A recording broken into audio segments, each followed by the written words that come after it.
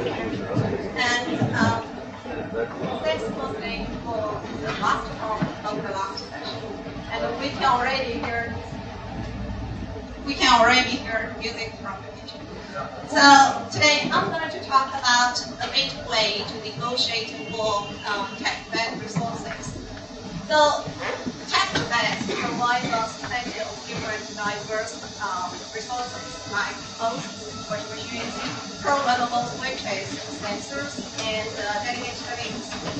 And this provides the facility for the researchers to evaluate their system, like network systems, peer-to-peer systems, and distributed systems. And there are a lot of testbeds already, and they are in the trend to be integrated together under the umbrella of you. So the resource allocation problem of the testbeds, actually there are two aspects, right? For the clients, how to express their resource reservation request for the network and computer resources. As for the provider, it's how to efficiently allocate these resources and optimize for utilization, cost, or efficiency depends on the role of the provider. So if we look at the current solutions, the clients can submit their resource requirements in different forms. And what the providers normally do is going to reserve some concrete specific resources for you. If we take First Genie, for example, so what you can do, you can go to First Genie and ask for 4 machines. And what they will do is going to reserve 4 specific machines from this location to that location to you. And then return your ticket. This ticket serves as a promise by the provider, saying that I'm going to guarantee that by the time you come to me, I'm going to give you these 4 machines. And when you want to really use the machine, you have to redeem your ticket for at least. Only at that time, the resources are going to be prepared for you, like the loaded required images for the virtual machine, like to set up the networks. And then, only after that, then you can get the control of the resources you ask for. But we're going to show that this is not the most efficient way. And we are proposing. So first, I'm going to talk about a different way to do resource reservation system and possibly a better way. The key idea is late bounding of the resources to the requests. And the approach we are going to take is to express the request and the promises both as constraints. So later I'm going to talk about how to provide influence this late bounding and the 3 different options they have, and later show some initial results. So testbed resource allocation actually is very true. As I've talked before, there are increasingly diverse resources, and the numbers of network elements, the locations of these network elements, and the users who are going to use these resources are increasing day by day. And another interesting challenge is that the resource dependency actually is now more constrained. Take an example, virtual machines and virtual switches, they are actually connected by shares of physical links. So take a very simple example. Suppose we have a physical infrastructure of 8 hosts connected by 2 switches.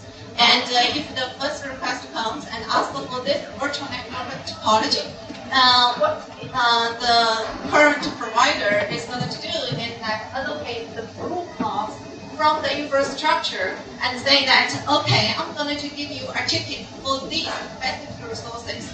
Later, another request comes and asks for 4 hosts. Yes, it is X variable, and the big ones are going to be allocated. But this seems to work, but it is not solving all the problems. If we look at this scenario, we simply switch the 2 requests from the previous example. So the first we ask for 4 hosts, and based on the heuristic algorithm developed by the current providers, what you will mostly be able to get is 4 hosts from 1 switch. You are save the bandwidth between the switches. And later, when the second request comes, okay, backlog, it is not able to satisfy this. The problem of this is that in the first ticket, all the resources have been already bounded and returned to the class. If we make this flexible and unbound this request, it would be possible for the second request to be satisfied. And another example, since the first I asked for the 4 hosts and allocated and stick to those 4 blue ones. If after you get the ticket and before you redeem your ticket, during that time something bad happens and this host fails, and so the client, when later comes and show the ticket, say that, oh, I need that host, but there is no way to mask this network failure to one. So if we look close into these problems, actually this is rise from the early commitment to concrete specific resources. But we can do it in a different way. We can apply late learning on that and hopefully achieve more flexibility and masking the physical resource failures. So that's what we are proposing here. Late bonding of resources to request by pressing both the request and the promises as constraints, and the bonding to specific concrete resources only when the tickets are redeemed. So here, the constraints. What are the constraints about? It can be the start time and the duration for which you would like to use your resources. It might be the number of hosts that you would like to have, the number of switches you would like to have, the aggregated properties of the hosts and the switches, as well as the topology of the network, how the hosts and the switches are connected. So let's see how it works. So instead of bonding your ticket to any specific concrete physical resources, what you say here is that, okay, I can give you 4 hosts, but I'm not going to tell you which 4s. And when you come and try to use this, I'm going to tell you the handlers to these 4 specific ones. And the same as for the ticket. Here, the ticket and the request vary in the same format, but it's not necessary to be always the same.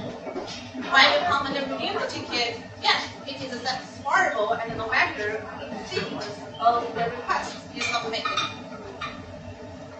And so the interaction between the client and the provider is no different from the current solutions, right? The client shows that I need these resources, and then the provider gives you a ticket, and it's possible that you are not satisfied with your ticket, and you are going to exchange that for a new one, and later redeem that for concrete resources. The only thing I want to mention, which is different from the current solutions, is that the format of the tickets, they are not bound to any concrete specific resources, but are expressed as constraints. And these are the unbound promises made by the providers. So this is how the resource is going to be allocated. What we talked about is the protocol between the client and the provider to negotiate for the ticket. And what is more interesting for us to look at is what does the provider need to do to issue a ticket?